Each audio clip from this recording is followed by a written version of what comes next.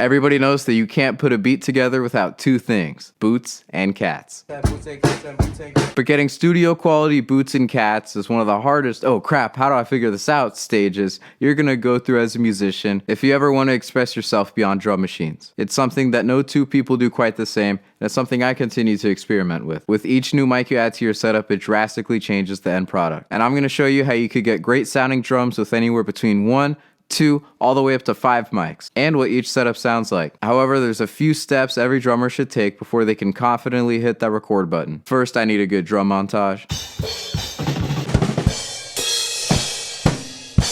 Alright, let's get started. Before you can set up any microphones, take a minute to think about the acoustics in your room. If you just put your phone down for once, and right now, you can hear the sound wave bounce off the walls and back to you. If you isolate the sound, you get a much more rich sounding.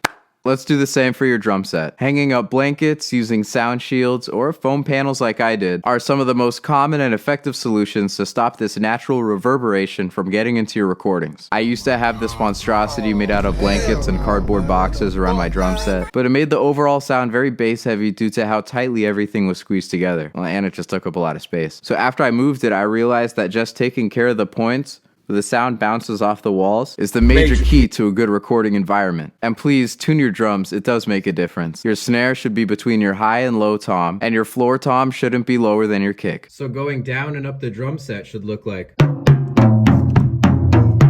What notes you tune to is up to you, or whatever song you're playing, I guess. And now we've arrived at the hard part. We all know, or can at least imagine, how complicated recording such a loud and multifaceted instrument is. Because really, each piece of the kit is an instrument in itself. And the goal is to always make sure that every instrument plays its part, and no drum or cymbal is overtaking each other volume-wise. If I only had one mic to work with, I'd place it right above the kick drum facing the snare. I want to capture the whole kit without too much of that high-end noise from the cymbals. You'll also notice that your body kind of acts like a sound shield here too. It sounds like this.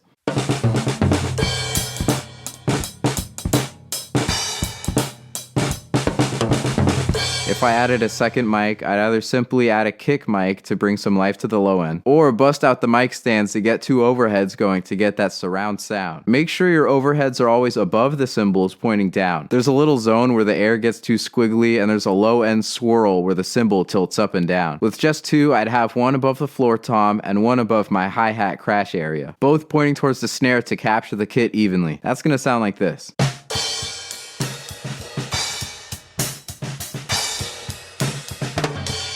If you have another mic to spare for a 3 mic setup, let's mic up that kick before we put individual mics on anything else. Check out how much of a difference this makes when I take the same clip and add the kick to my overheads.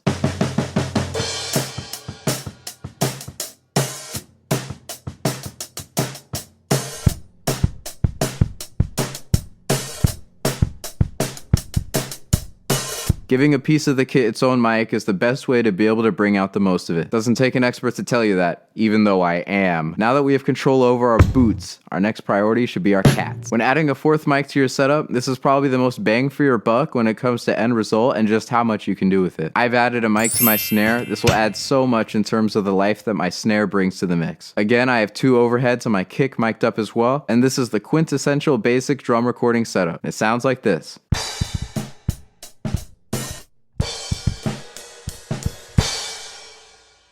For any mics that we add from here on out, the name of the game is isolating toms and cymbals. I happen to have an extra mic and extra mic stand, so I've decided to use one mic for the floor and ride, one for the low tom and right crash, one for the high tom, hi-hat, and left crash, and a mic on my boots and the other on my cats.